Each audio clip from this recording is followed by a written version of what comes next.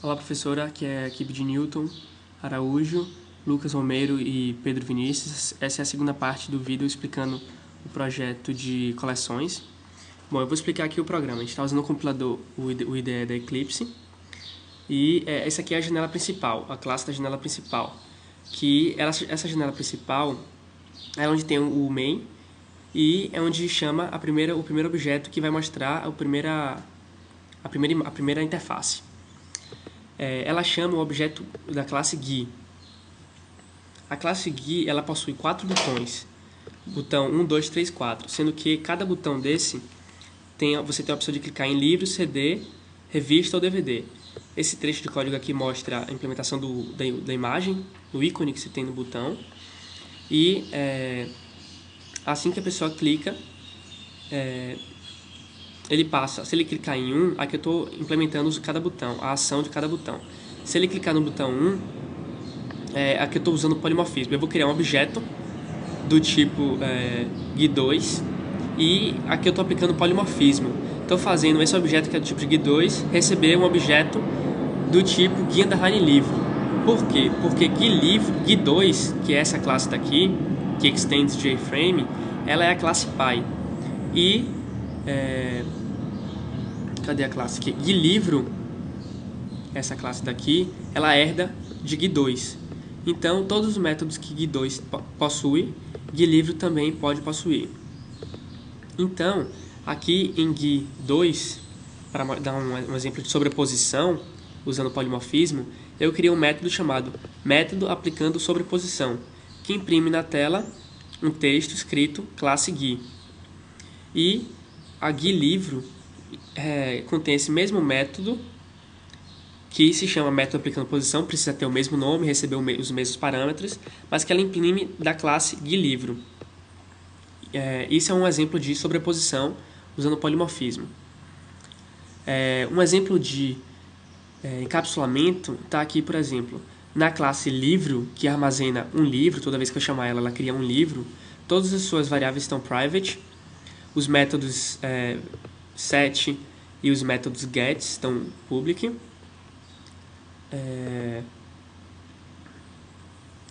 GUI_livro, underline digitar, aqui mais um exemplo, as variáveis estão private.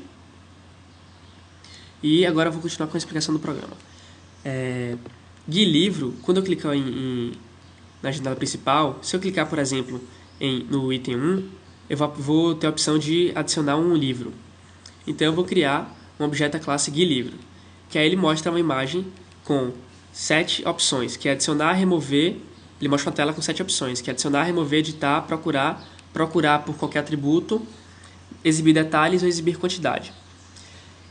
Em cada item aqui, o item 1, 2 ou 3, vai até o 7, eu implemento o botão, a ação de cada botão. Se a pessoa clicar em adicionar um item, eu vou criar, por exemplo, um objeto da classe GUI_livro_add, que essa classe GUI_livro_add, ela mostra a interface de adicionar um botão, com o nome do livro, código ISBN, autor, editora, tal. Se a pessoa clicar em 2, é remover um item. Clicar em 3, editar um item. E se a pessoa clicar em 4, pesquisar por título. 5 é a pesquisar por atributo. 6, exibir detalhe. E 7, exibir quantidade. Se a pessoa clicar no botão fechar, ele volta para o menu anterior. Aqui é o exemplo de sobreposição que eu tinha falado antes.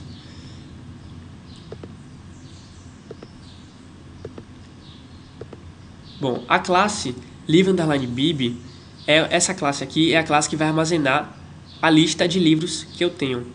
Toda vez que eu chamar essa classe e chamar o método adicionar livro, inserir livro, eu vou passar para ele um livro e eu vou fazer com que esse livro que eu passei aqui seja adicionado na lista. E retorno uma mensagem dizendo que foi adicionado com sucesso. Se eu chamar esse método, toda vez que eu quiser remover, eu vou usar essa classe, que ela é estática. Os métodos dela e os atributos são todos estáticos, ou seja, eu não preciso criar um objeto dela para poder chamar ela. Eu vou chamar aqui o método remover livro para poder remover um livro. E passo um objeto livro que tem... Esse objeto livre vai estar preenchido apenas o código ISBN. E aí eu vou varrer a lista que eu tenho e pegar o código ISBN que eu recebi e vou comparar, sem ser case sensitive, com o livro que eu já tenho, o ISBN que eu já tenho armazenado. Se eu achar, eu deleto. Se eu não achar, eu digo que o código ISBN digitado não existe. Mostra a mensagem de erro. Se eu quiser editar um livro, o código é esse daqui. Eu recebo uma string dizendo o código ISBN. Se eu quiser pesquisar por título, eu recebo um título. Se eu quiser pesquisar por atributo, eu recebo um título e eu recebo uma opção. Essa opção diz respeito ao tipo de atributo que eu quero pesquisar. 1 se for título, 2 se for código ISBN, 3 e assim sucessivamente. Se eu quiser exibir um detalhe, por exemplo, eu recebo um string e eu exibo o detalhe dessa string que eu quero exibir. E exibir quantidade, eu apenas chamo esse método retorna inteiro com a quantidade de livros que tem nessa lista. GuiLivro editar. Essa classe GuiLivro editar é quando eu quero editar o item. Ela tem um exemplo de sobrecarga. Se eu chamar ela sem passar nada, ela vai chamar esse construtor daqui, que vai passar nulo para o construtor de baixo. Ou seja, eu vou criar como se eu estivesse criando um livro que o valor é nulo. E aí, se esse livro for nulo, eu mostro os campos todos vazios. Aqui, JTextField, só com tamanho 20 vazio. Se for diferente de nulo, else, aí eu mostro esse campo JTextField com o valor inicial do que eu quero editar. E assim eu posso editar, eu posso editar em cima do valor já existente. Se a pessoa clicar em fechar, se a pessoa clicar em inserir, eu leio todos os valores e armazeno. A classe GuiLivro Pesquisa Geral é a classe que tem as opções de você poder pesquisar por qualquer atributo. Ela tem a depender do que você quiser pesquisar. Essa aqui tem, já que é para livro, tem 6 botões. E aí ela só aceita, ela está no grupo, eu criei um grupo de botões, que esse grupo vai saber quando um dos botões está pressionado, sendo que todos estão inicializados falsos, ou seja, desmarcados. Quando um botão for marcado, eu crio uma classe HandlerClass, que ela implementa uma classe ActionItemListener. Implementar a classe ItemListener quer dizer que eu preciso implementar todos os métodos dessa classe. Eu tenho que implementar todos os métodos dessa classe. Essa classe ela é abstrata. Para eu implementar dela, ela tem que ser abstrata. Aqui eu estou implementando ela. E aí, a depender da opção que eu clicar, eu passo essa opção para a livraria, para a biblioteca que eu tenho, e digo a opção que eu escolhi. Se eu quero pesquisar por título, por código, por autor, por editora, ano, idioma, etc. E aqui eu faço a pesquisa. Cada else if desse é um tipo de pesquisa. GuiLivro exibir detalhe apenas exibe na tela um livro que eu quero, que eu recebo aqui. E GuiLivro add mostra na tela o formulário em que eu adiciono um novo livro. Vou mostrar um exemplo aqui. Vou rodar o programa, coleção de livros, adicionar um item. Título do livro Java, código ISBN 1, 2, 3, 4. Preencher aqui, editora do livro Ática, ano 1990, idioma português. O livro Java funciona com sucesso. Quantidade de itens, 1.